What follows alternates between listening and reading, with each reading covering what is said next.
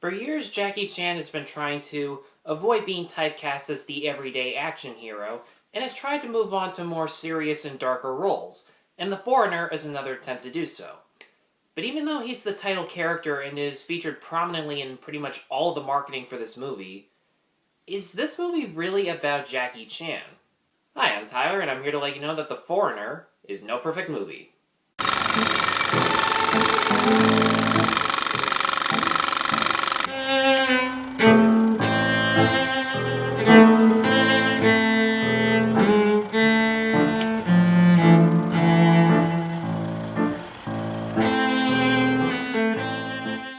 So in The Foreigner, a businessman named Quan, played by Jackie Chan, witnesses his daughter die from what appears to be an IRA bombing. And in order to find the bombers, he begins making threats and starts harassing an Irish politician, played by Pierce Brosnan, who has had an open history with the IRA and may be connected with the terrorists who are involved. Jackie Chan not only gives one of his best dramatic performances, but just one of his best performances in general.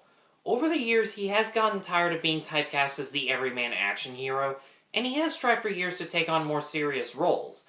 But either the film itself isn't very successful, or it's only remembered because of the comedic moments that he's known for.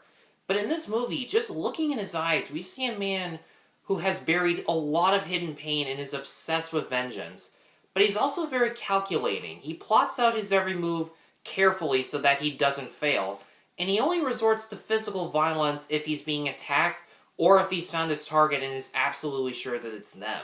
And in typical Jackie Chan fashion, when there's an action scene, there's no shaky cam, green screen, or stunt doubles. When he fights someone or performs a stunt, he really does it. And his dedication makes the action feel a lot more plausible.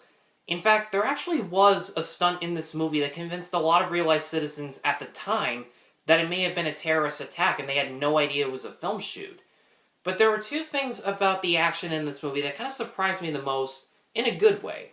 For one, more often, Chan actually uses his knowledge of stealth and trapping to outsmart his opponents, as opposed to beating them in hand-to-hand combat. And the other is that he's much more vulnerable in this movie than he usually is. Because he's a lot older, it actually makes sense for him to take longer to subdue an opponent. And because he's acting all alone, there's no one to help him whenever he's bleeding or has scarring tissue. Which are things that I don't think I've ever seen happen to him in any other movie. And Pierce Brosnan is also really good in a role that's darker from what he usually portrays. His character has conflicting morals in an interesting way, where he's hiding certain facts that could be used to bring people to justice, but he's not holding them back because he's a bad person, but because he's ashamed of the things that he has done in the past. He wishes there was a non-violent approach to solve this particular problem. And as a result, some of his closest associates feel as if he sold out on his original beliefs and sides more with the Irish than the British. And he's given so many layers that he does hold your attention when Chan's not on screen. But that does kind of lead me to my main problem with the movie. Sometimes it does feel more like a Pierce Brosnan movie than a Jackie Chan movie. And because the title of the movie is The Foreigner, you could make the argument that it could either be talking about Chan, who is Chinese, or Brosnan, who is an Irishman in the UK. But I mean, at the same time, like I said in the beginning, Chan is featured as the main star in all of the marketing, so it does feel kind of misleading sometimes. Chan's arc is straightforward and simple. He wants vengeance for his daughter and is willing to slowly wait to track down his target. Simple enough. With Brosnan, not only do we get his past actions in the IRA, but also the bombers who are trying to plan out more attacks, a corrupt police task force who take extreme measures to prevent terrorism, members of Brosnan's personal life who may or may not be spying on him, and on top of that, we also have these confusing monologues on why the IRA hates Great Britain so much.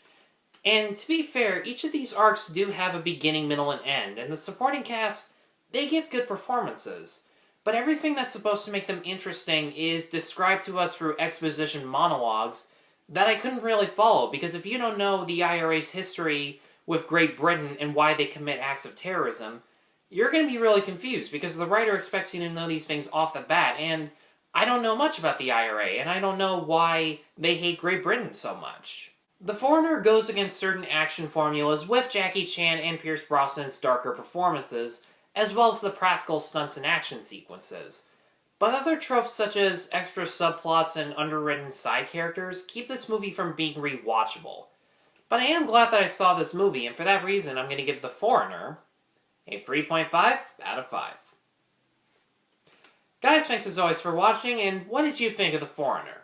Be sure to let me know in the comments below. Be sure to like, subscribe, check out my other reviews at NoPerfectMovie.com. And once again, thank you all very much for watching. Take care.